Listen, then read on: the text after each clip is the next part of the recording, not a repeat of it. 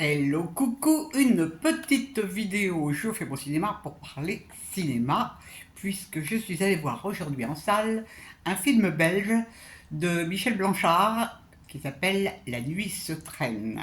Je suis allé en MK2 voir ce film, et ce qui était drôle, c'est que c'était dans la petite salle du MK2, donc ça faisait un peu projection privée, puisqu'il y a 16 places dans cette salle, et il y avait beaucoup de places occupées. Ça c'était pour l'anecdote, je vous débriefe très vite fait l'histoire. Un jeune homme qui s'appelle Madi est serrurier, et notamment il fait des dépannages la nuit. Et une nuit, il est appelé sur son portable pour ouvrir la porte à une jeune fille qui s'appelle Claire.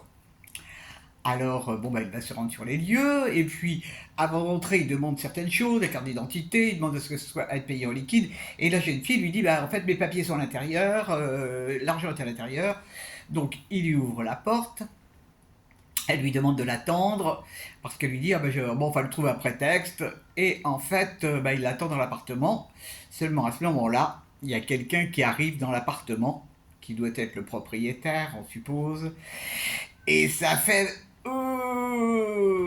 devient là très très tendu, puisqu'il est, il est violemment attaqué par le monsieur, et il va commettre un geste terrible. Alors, c'est très très très très embêtant pour lui, n'est-ce pas? Donc il va prendre la fuite, et puis alors là commence une histoire dingo, parce qu'en fait il aurait participé à des choses bizarroïdes pour un gang.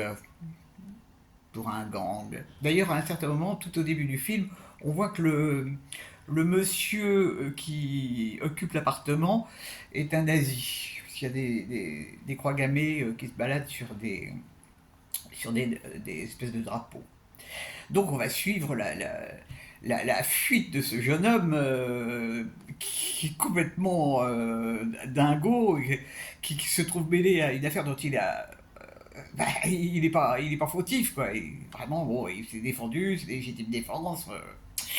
Et donc ça va donner un truc fou, fou, fou. Qu'est-ce que j'ai pensé de ce film? Eh ben, franchement, bluffant. Bluffant pour des tas de raisons. D'abord, l'histoire, elle est incroyable. Elle est incroyable, c'est une espèce de magouille dans le milieu. Et alors, c'est un rythme de dingue. Donc, ça se passe sur un espace-temps très court, c'est sur une nuit. Et alors, il va y avoir aussi. On va voir Bruxelles la nuit. J'adore Bruxelles. J'y suis allé, c'est une ville que j'adore. Il y a des très belles vues sur Bruxelles. Il y a vraiment tous les éléments pour un polar. Des courses-poursuites, des bagarres. C'est un peu violent, hein, c'est un peu violent, faut quand même le reconnaître. Mais bon, c'est pas des, c'est pas des anges, donc ils sont violents. Il y a aussi un côté politique, parce que il se trouve que ce garçon rencontre des potes à lui qui lui demandent de venir à une manif, parce qu'il y a eu quelqu'un qui a été tué par la police, donc il y a une manif contre la police. Donc à un certain moment, il hésite à appeler la police, il a peur. Enfin bon, c'est intense comme rythme, c'est très intense, vraiment surprenant. Bon, il y a eu aussi une scène dans une boîte de nuit, mais bon, ça m'a pas gêné. Et on est épuisé pour lui, hein, on est épuisé pour lui. Et alors, il y a une apparition d'Uris que j'apprécie pas tellement comme acteur, et qui là, dans son rôle de chef mafieux, est excellent. Vraiment excellent, pas très sympathique, du tout, du tout. Et le jeune interprète du film est vraiment excellent aussi. Enfin, tous les acteurs sont vraiment bons. Donc moi, je vous recommande chaudement ce film. Bon, je vous dis tout de suite, c'est violent, hein, mais ça marche avec l'histoire. L'histoire, elle est violente. Bon, mais il y a des chouettes moments, vraiment des très très chouettes moments à voir. Un bon polar à voir. Voilà, voilou. Et bien j'espère que vous êtes tous en pleine forme.